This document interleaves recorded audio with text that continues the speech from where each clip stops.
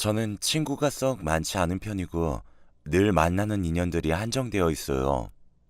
직장 동료들이나 예전 대학 동기들이라든지 그렇게만 가끔씩 만나는 편인데요. 다들 그렇겠지만 결혼하고 가정이 생기면 혼자의 몸일 때만큼 어울려 다니며 놀기 어렵잖아요.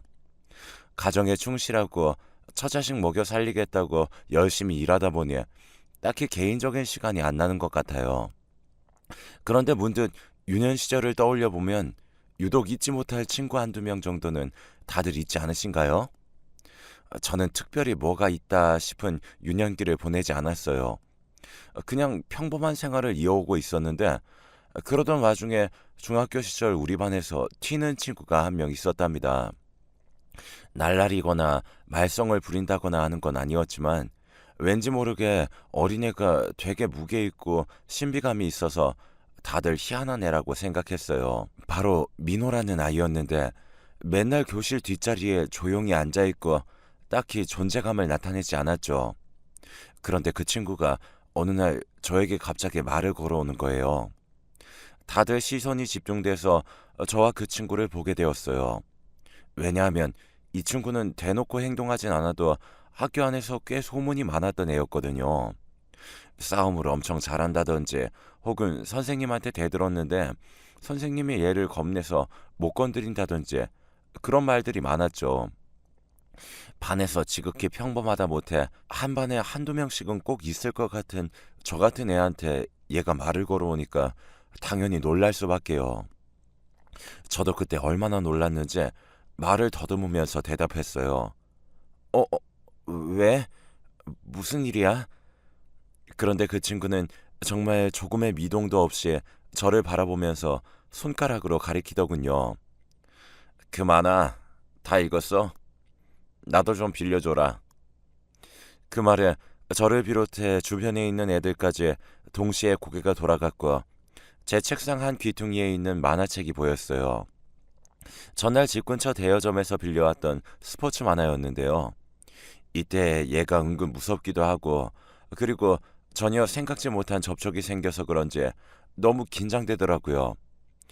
이런 상황을 대체 어떻게 넘어가야 할지 몰라서 옆에 앉은 남자애한테 눈으로 SOS 요청을 했지만 걔도 약간 겁을 먹었는지 제 눈빛을 외면해버렸어요. 결국 저는 어느 정도 포기한 채 만화책을 집었고 내일 꼭 돌려줘야 한다는 말도 감히 못 꺼내고 그냥 달달 떨며 주었답니다. 그러자 바로 쓱 대답하더라고요. 잘 보고 내일 갖다 줄게. 그렇게 한마디를 남기고 휙 사라지는 모습을 보니 진짜 눈앞이 깜깜하더라고요. 나는 앞으로 쟤한테 만화책 갖다 주고 말도 못하는 심부름꾼으로 살아야 하나 싶기도 하고 분명히 저가 안 돌려줄 텐데 대여점 아저씨한텐 뭐라고 핑계를 대야 하나 싶어서 정말 막막했어요.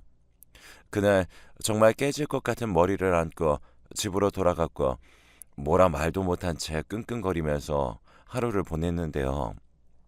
다음 날 무거운 발걸음으로 학교에 갔는데 완전히 깜짝 놀라버렸어요.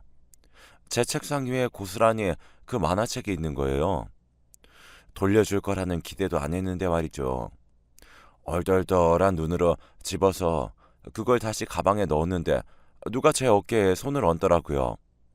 그 친구였어요. 너 이름이 뭐냐? 재민인가? 세민인가? 나? 김재민. 아, 그래. 재민아, 잘 봤다, 야. 다음 편은 언제 빌릴 거냐? 이때 대화를 주고받으면서도 너무 놀랐던 게 얘가 의외로 성실하게 다 읽고 어느 귀퉁이 하나 찢지도 않고 갖다 주었더라고요. 애들 말로는 싸울 때 진짜 무섭고 여기도 전화 공고라고 들었는데 이상하게 만화책 관련해서 저랑 대화를 나눌 때에는 되게 평범한 애 같았어요. 나아가 일상적인 얘기도 저한테 편하게 걸어와서 저는 은연중에 마음을 조금씩 열게 되었지 뭐예요. 떡볶이를 먹으러 가자거나 매점에 같이 가자거나 하는 말들을 아무렇지 않게 해오니까요. 어느 날은 떡볶이를 사서 자기 집에 가자는데 약간 긴장되긴 했지만 저도 스스럼 없이 나섰답니다. 몰랐는데 부모님이 안 계시고 초등학생인 동생과 둘이서 살고 있었더라고요. 제가 묻지도 않은 얘기를 먼저 술술 해주는데 부모님이 안 계신 대신 삼촌과 이모들, 큰아빠나 작은아빠 등 친척들이 가끔씩 돈을 주거나 먹거리를 넣어주고 간다는 거예요. 저는 그야말로 아주 평범한 가정에서 자랐기 때문에 이 친구의 환경에 잘 적응이 되진 않았지만 그냥 그런가 보다 하고 얘기를 나누었어요. 일단 그렇게 집으로 돌아온 뒤 저녁쯤 저희 아버지가 통닭을 사오셨길래 먹으면서 이런저런 얘기들을 했어요. 요즘 친해진 애가 있는데 사거리 건너편 상가 뒷길에 걔네 집이 있고 거기 다녀왔다고 말이에요. 아버지는 흥미롭게 들으시더니 제가 보고 들은 내용을 듣고 한참 생각이 많아 보이더라고요. 그때는 그렇게 넘겼는데 나중에 몇 번 제가 또 놀러 가고 하는 걸 아시고는 아버지가 갑자기 먼저 말을 꺼내셨어요. 야, 재민아, 너 그 민호라는 애는 그럼 이 시간에 집에 동생이랑 둘이 있는 거지? 그런 것 같다고 대답을 했더니 아버지가 대뜸 일어나라며 네가 앞장서라며 나갈 준비를 하셨더라고요. 아버지는 그 길로 슈퍼에 가서 우유와 과자, 빵, 라면 등 여러 가지를 잔뜩 사시더니 비닐봉지가 찢어질 정도로 가득 담아 민호네로 향하셨어요. 제가 철문을 낑 열고 불렀더니 얼마 안 되어 민호가 나왔고 저와 우리 아버지를 보더니 놀란 눈을 하더라고요. 아버지는 아주 가볍게 안녕, 나 재민이 아빠야. 너 키 진짜 크다. 이러면서 안으로 쑥 들어가시더군요. 그러더니 작은 툇마루 앞에다가 장바온 것들을 올려주시곤 이거 동생이랑 먹으라고 하셨어요. 민호는 내내 황당한 눈으로 우리 아버지를 바라봤고 저는 뭔가 실수한 게 아닌가 싶어서 안절부절 못하고 있었어요. 참 기묘하게 느껴졌던 이날 이후로 우리는 왠지 모르게 약간은 좀 어색해졌어요. 저한테 딱히 말도 안 걸고 만화책을 빌리러 오지도 않고 그래서 저는 왠지 불안하더라고요. 아버지가 괜히 뭔가 사다 주고 그래서 민호의 자존심을 다치게 한 게 아닌가 싶어 별 생각이 많아지던 차에 우리는 학년이 달라지고 반이 바뀌게 되었어요. 그러던 차에 저에게는 그의 학기 초에 두 번 다시 잊을 수 없는 끔찍한 사고가 일어나게 되었는데요. 가족들끼리 차를 타고 가다가 무척 허무한 교통사고를 당하게 되었고 저와 어머니는 크게 부상을 입지는 않았지만 아버지와는 이제 두 번 다시 만날 수 없는 기로에 놓이게 되어버린 겁니다. 보통은 조수석이나 뒷좌석의 피해가 더 크다고 하지만 사고 당시 구조되었던 저와 엄마보다 늦게 실려 나온 아버지는 일순간 고통을 느끼지도 못했을 정도로 크게 신체적인 충격을 받으셨나 봐요. 나중에 정신 차리고 난 제 얼굴 위로 어머니의 우울한 표정이 보였고 어머니는 그렇게 저를 붙잡고 한참을 우시면서 어떻게 하면 좋냐는 말만 반복하셨어요. 졸지에 저는 아버지의 장례를 치르게 되었고 정말 어색하게 몸에 잘 맞지도 않는 상복을 입고 어정쩡하게 서 있게 되었습니다. 학교에 알렸지만 더 이상 누군가에게 도 나지 않았고 기력 없이 늘어져 있는 어머니를 보니 왜 나와 어머니만큼이라도 아버지는 회복될 수 없었던 걸까? 왜 마지막 인사도 못했던 걸까 싶어 머리가 멍했어요. 그런데 그러던 중 어른 손님들만이 연이어 들어오던 와중에 웬 익숙하면서도 이 현장에서 보기에 낯선 얼굴이 하나 보이더군요. 바로 민호였어요. 저랑 눈이 마주쳤고 저는 너무 놀라서 말도 더듬거리게 되었어요. 어머니도 같은 학교 친구가 왔다고 하니까 일순간 놀라셨는지 한참을 쳐다보셨고 말이에요. 학교에 이런저런 얘기가 전해졌다는 건 알고 있었지만 우리는 한두 달 정도는 제대로 연락도 않고 왕래도 없었기 때문에 이때의 방문이 너무 새삼스레 느껴졌어요. 이때 민호가 왜 그랬는지 이해가 되지 않았지만 장례 3일 내내 꼬박 저랑 같이 있었어요. 별 말을 할 상황도 안 되고 지쳐서 겨우 앉아있던 제 옆에 민호는 그렇게 계속 같이 있어 주었습니다. 우리 아버지에 대해 뭔가 특별한 말을 건네지도 않은 채 말이에요. 하지만 그때 제 옆에 누군가가 있어서 강풍 같은 날들을 좀 견뎌냈던 것 같기도 해요. 어머니는 정신을 잃으시기도 하고 과로로 또 쓰러지시기도 해서 이모들과 고모들이며 할머니까지 여간 걱정이 많은 게 아니었거든요. 자식은 제가 있는데도 감정을 추스르지 못할 정도로 괴로워하셨고 다들 저만 보면 불쌍하다, 안 됐다 하면서 울어대기 바쁘니 그런 상황이 지치고 슬프다 못해 나중엔 짜증스럽더라고요. 그렇게 장례를 치르고 난 뒤에 어머니의 컨디션이 많이 악화되었기 때문에 결국 저는 전학을 가게 되었어요. 좀 더 떨어진 이모들이 살고 있는 동네로 넘어가게 되었기 때문에 결국 기존 학교 친구들 더불어 그때 홀로 와주었던 민호와도 연락이 완전히 끊기게 되었죠.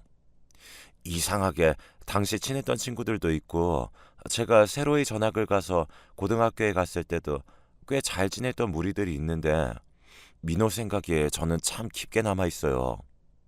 이후로 제가 대학을 가고 군대를 가고 직장을 다니고 결혼을 하고 자식을 낳고 어쩌고 하는 동안 딱히 뭐라 할 것도 없는 평범한 생활을 했는데 그런 일상 속에서 어쩌다 한 번쯤은 적어도 5년에 한 번쯤은 민호가 떠올랐어요. 같이 살고 있는 제 와이프에게도 그런 친구가 있었다고 얘기했었고요. 저희 어머니는 아버지가 돌아가신 뒤로 2, 3년은 무척 고생스럽게 사셨지만 그래도 나중에 회복하셔서 다시 본래 건강을 되찾으셨고 저도 평범하게 직장 생활을 하며 딸 하나를 키우며 살고 있었어요. 제 와이프와는 소개로 만났고 제가 꽤나 반해서 따라다녀 결혼하게 된 케이스인데요. 딱히 남의 인생에 관심 없이 살고 있는 저와는 달리 와이프는 오지랖이 넓은 건지 맨날 그렇게 봉사활동이며 동네 지역 아줌마들과 함께하는 고아원 행사, 구청에서 열리는 벼룩시장 이런 걸 맨날 다니더라고요. 가는 건 좋은데 그 시간마다 제가 애를 봐야 하니 주말마다 쉬려다가도 힘들어서 한숨이 팍팍 나오기도 하고 차라리 세 가족 다 같이 움직이자는 말도 했었는데요. 그러던 어느 날 와이프가 어느 지역에서 하는 무료 배식 행사가 있는데 같이 가자는 거예요. 남자 힘이 필요하다나 어쩐다나 하면서 하나밖에 없는 딸내미는 친정에 맡겨둘 테니 당신이 와서 무거운 것 좀 같이 들어주고 배식도 해달라는 거예요. 우리 와이프는 요리도 잘하고 저한테도 살갑고 다 좋은 사람이긴 한데 가끔씩 이렇게 자기가 결정한 걸 통보식으로 말할 때가 있어서 그게 늘 불만이었어요. 그래도 이미 본인이 계획을 다 세워버리고 그 안에 저를 넣어서 지인들에게도 다 통보했으니 제가 꼭 나가야 한다는 거예요. 어쩔 수 없이 투덜투덜 짜증을 내면서도 집에서 2살배기 애기랑 토요일 내내 실랑이를 벌여가며 놀아주고 재우고 달래느니 그 행사에 나가는 게 차라리 낫겠더라고요. 장모님께 손녀를 안겨드리고 우리 부부끼리 이제 그 장소로 향했는데요. 워낙 노숙자분들이 많고 대부분 남자들이라 그런지 저도 이날 따라오길 잘했다는 생각이 좀 들었어요. 아무리 튼튼하고 심지고 든 와이프라고 하지만 혹시나 위험한 상황이 있으면 어쩌나 싶어 나름 긴장도 되더군요. 보니까 무료 배식을 담당하고 있는 스태프분들도 거의 다 여자였고요. 여러 의미에서 남자인 남편들이 따라오는 것도 나쁘지 않을 것 같았는데 아무튼 이날 국통이며 밥통, 반찬통들을 무겁게 옮겨대면서 와이프와 그 무리들을 도와주고 있었어요. 좀 쉬려고 하는데 자꾸 뭘 여기 따라와서 앉아있냐며 국도 같이 퍼드리라고 하는 통에 결국 국자를 잡게 되었죠. 한 분 한 분씩 따라드리면서 저는 썩 마음에도 내키지 않는 인사를 하던 중에 키가 멀대같이 크고 눈매가 꽤 날카로운 한 분을 보게 되었어요. 머리는 허옇게 새서 쇄골뼈까지 내려오는 긴 장발의 남자였는데 생각보다 나이가 그렇게 많아 보이진 않더라고요. 가까이서 보니까 얼굴도 꽤 멀끔한 편이었고 주름도 많지 않은 게 젊은 사람 같은데 왜 이런 상황에 놓인 걸까 싶었어요. 그렇게 멍하니 보면서 국도 떠드렸고 그 남자분은 저에게서 그다지 멀리 떨어지지 않은 간이 테이블에 자리를 잡았더군요. 저는 그냥 이 정도의 인사만 받은 채로 다시 이것저것 시켜대는 와이프의 명령을 따르고 있는데 갑자기 그 남자분이 느릿느릿한 걸음으로 멀대 같은 키를 주체 못한 걸음으로 저에게 오는 거예요. 국을 더 달라는 건가 싶어서 멀뚱멀뚱 쳐다봤는데 갑자기 냉수를 확 쏟아붓듯 말도 안 되는 소리를 하는 겁니다. 재민? 김재민? 김재민인가? 이 말에 저도 와이프도 너무 놀라서 서로를 쳐다봤어요. 저도 제 가슴 한쪽을 막 뒤져보면서 내가 이름표라도 달았었나 싶었는데 그런 상황도 아니었고 말이에요. 그렇게 허우적대는 제 몸짓을 물끄러미 보더니 다시 말을 하는데 진짜 이때 너무 놀라서 국자를 떨어뜨렸어요. 와이프도 어안이 벙벙해 굳어 있었고요. 김재민 맞구만. 나 그 박민호야. 기억하려나 모르겠네. 제 눈앞에서 저를 안다고 말했던 그 키가 멀대같이 큰 남자 노숙자는 제가 중학교 시절 시간을 보냈던 그 민호였던 겁니다. 저는 전혀 알아보지도 못했고 아무런 생각 없이 지나쳤는데 이쪽에서는 저를 선명하게 알아봤더라고요. 어색하게 비어있는 말틈을 어쩔 줄 몰라서 그냥 있는 저에게 특별히 묻지도 않았던 근황을 민호가 먼저 말해주더군요. 아무리 그래도 거의 30년 만에 보는 사이다 보니까 말을 이어가기도 힘들었고 우리가 엄청나게 깊고 오랜 관계를 유지했던 것도 아니라서 더 머쓱했었어요. 그런데 민호가 꺼낸 근황 이야기들은 생각보다 무거워서 저는 엉거주춤 서 있던 자세를 어찌하면 좋을지 답이 나오지 않더라고요. 제가 전학 간 이후로 민호는 여전히 삼촌이나 친척들이 주는 돈을 받아가며 생활을 했고 나중에 여기저기에 공사장을 돌며 아르바이트도 하고 검정고시 치고는 자그만 직장에 들어갔던 모양이에요. 그 당시는 무난하게 남들처럼 살았던 것 같고 거기서 만났던 여자 직원과 결혼도 했더라고요. 그리고 더더욱 마음이 안 좋았던 건 이 와중에 일찍 결혼해서 얻은 자식도 있다는 거예요. 자식도 있는데 만날 수가 없을 정도로 상황이 일이 돼버린 건 이전에 알았던 어떤 윗도리의 형들이 연락을 해서 돈을 빌려달라고 했고 그걸 수긍하는 것으로부터 시작되었더군요. 나중에 이들이 보증을 서달라고 하고 협박을 해오고 집을 찾아왔다더라고요.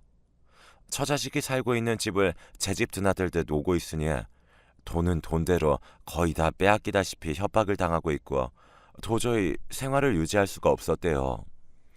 그 누가 먼저랄 것도 없이 민호와 부인은 이혼을 하기로 협의했다네요. 전처와 딸은 친정으로 가서 살게 되었고 자기는 오랫도록 종적을 감추기 위해 다시 노가다를 전전하며 그래서 자기도 하고 그렇게 살아온 지 벌써 몇 년이 되었다는 거예요. 이렇게 남이 해주는 밥이나 먹고 겨우 그 형들의 눈을 피해서 도망 나오긴 했지만 이제 자기가 사회에서 뭘 해야 할지 모르겠다고 하더군요. 어릴 때도 힘들게 살았었는데 나중에 어른이 되어서 사회에 나와서도 이렇게 힘들게 살고 있는 모습을 보니 마음이 너무 갑갑했어요. 가끔 부인한테 찾아가기도 한다는데 그래도 딸은 어릴 적 자기와 잘 놀아주었던 아빠의 기억이 있어서 그런지 아빠가 말끔하게 면도도 하고 이발도 하고 만나러 오면 그렇게 좋아한다는 거예요. 제가 얘기를 들어볼 때는 부인도 그리 싫어하는 눈치까지는 아닌 것 같은데 이미 시간이 너무 지나버려서 둘 사이의 틈을 메우기 힘들어진 것 같아요. 일단은 그런 상황을 듣고 제 근황도 얘기하고 다시 와이프 옆쪽으로 와서 남은 일거리들을 돕고 있는데 이쪽 일에 전혀 집중이 되질 않았어요. 그 사이에 자리를 털고 일어나려는 민호를 보고 있는데 훌쩍 큰 키에 대충 입고 있는 옷매무새며 어릴 적 모습들이 자꾸 머릿속으로 밀려 들어오더라고요. 저도 딸을 키우고 있고 딸과 적지 않은 시간을 보내서 그런지 아빠로서 자식을 바라보고 있을 민호의 모습이 마음에 걸렸습니다. 그리고 왜 그때 그런 생각이 났는지 모르겠지만 민호는 우리 아버지가 돌아가시기 전에 당신 아들의 친구로서 챙기셨던 유일한 존재이기도 하고 우리 아버지 장례에 왔었던 유일한 친구이기도 해요. 왠지 저와 이 친구 사이에는 아버지라는 아주 거대하고 묵직한 단어가 연결지어주는 듯한 느낌이 들었어요. 본래 약간 사나워 보이는 인상이라 남들이 쉽게 말도 못 거는 그런 아우라가 있었지만 수십 년의 세월이 지나 저나 그 친구나 각자 아버지라는 역할의 옷을 입혀놓고 보니 우리는 영락없이 똑같은 인간이더라고요. 그런 와중에 저는 고민이 되었어요. 이제 이대로 일어나 헤어지게 되면 다시는 민호와 마주할 날이 없을 텐데 과연 이렇게 헤어져도 괜찮은 건지를 두고 말입니다. 그렇다고 새삼 연락처를 주고받으면서 뭔가 왕래를 하는 것도 어색했고 그냥 제가 뭔가를 느꼈던 순간 이날 이 자리에서 마무리를 짓는 것이 좋을 것 같았습니다. 자꾸 뒷정리를 재촉하는 와이프를 뒤로하고 저는 이날 와이프에게 비밀 하나를 만들게 되었어요. 이후로 한 5년 정도는 와이프에게 들키지도 않았으며 나중에 제 입으로 실토했지만 말이에요. 바로 결혼할 무렵부터 제가 갖고 있었던 비상금이 있었는데 그걸 민호에게 빌려준 겁니다. 금액은 4천만 원 정도였고 나중에 제 드림카로 바꿀 때 보태려고 갖고 있던 돈이었어요. 원래 저는 다른 욕심은 없는데 차에는 여러모로 생각이 많아서 좀 크고 좋은 차로 바꾸고 싶었기에 이렇게 모아두고 있었거든요. 어릴 적 사고를 겪어서 그런지 나와 내 자식, 내 아내가 타는 차는 좀 더 안전하고 탄탄한 걸로 바꾸고 싶었어요. 헌데 앞에서도 말했지만 남의 인생에 크게 관심 없고 맨날 봉사활동이니 뭐니 하러 다니는 와이프를 썩 이해하지 못하는 사람이 바로 저예요. 이때 참 왜 그랬는지 저도 이후로 솔직히 말해보자면 한 몇 달간은 가슴이 쓰리더군요. 어쩌자고 내가 덜컥 4천만 원을 진짜 한 몇십 년 만에 본 민호에게 줬던 걸까 싶어서 말이죠.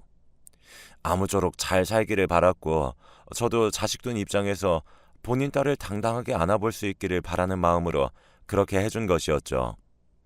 민호는 놀란 눈으로 저를 한참을 응시하더니 자기 상황이 이 모양이다 보니 사양할 수도 없다며 그저 고맙다면서 제 연락처를 받아갔어요.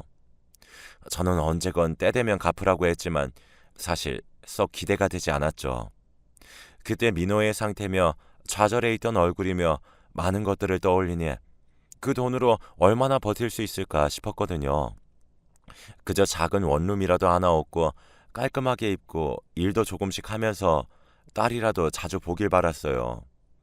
돌려받기 어려울 거라고 생각하니 그나마 좀 포기가 되긴 했지만 아무튼 평범한 직장인인 저에게 적은 돈은 아니었다는 거예요. 그렇게 시간이 한참 지나 그 일이 있고 5년이 지난 올해 모르는 번호로 전화를 받아보게 되었어요. 처음엔 누군가 했었는데 날카롭게 제 이름부터 부르는 그 말투에 직감적으로 그게 민호라는 걸 알았어요. 놀랍고 반가운 마음도 있었고 한편으로는 왠지 모를 불안함이 밀려와 혹시 또 힘든 상황이라도 생긴 건 아닌지 그래서 도움을 청하려고 연락했나 싶은 직감이 느껴지더군요. 그런데 저도 이쪽으로 어지간히 재능이 없는 건지 제 예상은 완벽하게 다 엇나가 버렸어요. 그것도 엇나가서 다행인 쪽으로 말입니다. 다급한 목소리로 저에게 전화를 해서 이런저런 얘기를 하는 민호는 제일 먼저 꺼낸 말이 일단 결론부터였어요. 재민아, 내가 너무 늦었지? 미안하다, 미안해. 정말 미안하다. 이 말밖에 내가 할 말이 없어. 그간 노가다도 하고 네가 준 돈 안 쓰고 불리려고 노력 진짜 많이 했어. 민호는 초반에 제가 준 돈이 너무 갑작스러워서 당장 쓰지 못했고 고시원에 들어가 살면서 그간 다니던 노가다를 한동안 했었다는 거예요. 그러다가 딸아이는 점점 커가는데 집 한 채도 없이 떠돌고 있는 자신이 너무 적나라하게 보여졌고 한때 고등학교 졸업하고 잠깐 했었던 구제옷 사업 쪽을 떠올려서 다시 찾아다녔답니다. 사람들이야 당연히 많이 바뀌었을 테니 이미 그쪽에 잔뼈가 굵은 사람들 사이에서 나름 일할 방법을 찾느라 꽤 고생도 했던 모양이지만 그래도 이후로 다시 열심히 뛰면서 노가다 하던 때보다 수익을 올렸다더군요. 그러면서 조금씩 더 또 오르기를 연속으로 하며 3년 차부터 잘 되었다는 거예요. 와중에 아파트 분양도 받았고 작년 말에 와이프와 재결합을 하게 되었다더군요. 그래서 안정적으로 지금 세 가족이서 살고 있는데 이제서야 숨을 돌리고 제 생각이 나서 연락을 해온 거예요. 그간 진작 연락을 했어야 했는데 죽기 살기로 일하며 그족판에서 살아남으려고 버티다 보니 일단 가족과 같이 다시 살게 되는 게 목적이었기에 차마 신경을 못 썼다더라고요. 그러면서 미안하다며 저에게 빌린 돈을 갚겠다면서 계좌번호를 알려달라고 하더군요. 말로는 빌린 돈을 그대로 갚겠다고 하더니 제가 확인하게 된 돈은 4천만 원이 아니라 6천만 원이었어요. 친구도 안정되고 자리 잡느라 신경 쓸 게 많을 텐데 저에게 2천만 원이나 더 얹어서 갚아준 겁니다. 재결합을 하고 난 뒤에 가족끼리 해야 할 것들이 참 많은 것 같다며 올해가 가기 전에 가족들끼리 한번 만나자고 하는데 기분이 참 이상했어요. 한편으론 이렇게까지 노력을 했던 친구 민호의 노력에 대해서 끝까지 아무런 사심 없이 믿어주고 지원해주지 못했던 제 모습이 떠올라서 부끄럽기도 했습니다. 저 자체가 저를 비롯하여 사람에게 그렇게 기대를 거는 타입의 인간은 아니지만 그래도 내가 딱 이 정도의 그릇이구나 싶어서 약간 실망스럽기도 하더라고요. 그건 그것대로 아쉽지만 그래도 어찌되었건 민호가 저렇게 다시 발돋움을 해서 가족들과 같이 살게 된 것은 정말 축하할 일이라고 생각해요. 와이프에게 자초지종을 털어놓으니 비상금의 존재나 빌려줬던 사실 자체를 몰랐기에 일단 화부터 내더라고요. 어찌 보면 당연한 일이기도 하지만 여기에 털어놓은 대로 제 옛날 일부터 쭉 말을 했더니 더 이상 화내지 않았어요. 우리 부부의 일은 그렇다 치고 민호의 앞길도 그 가족들도 이후로 그렇게 쭉 함께 부둥켜 안고 잘 살아가길 바랄 뿐입니다. 저로서는 큰맘 먹고 보탠 도움이긴 하지만 민호가 그렇게 일어서는 데 있어서 사실 큰 도움이 될 만한 돈이었는지는 잘 모르겠어요. 그래도 그게 잘 사용되어서 기쁘네요. 여기까지 함께 들어주셔서 감사드리고 모두 감기 조심하시고 가족들과 평범한 날들 잘 누리셨으면 좋겠습니다.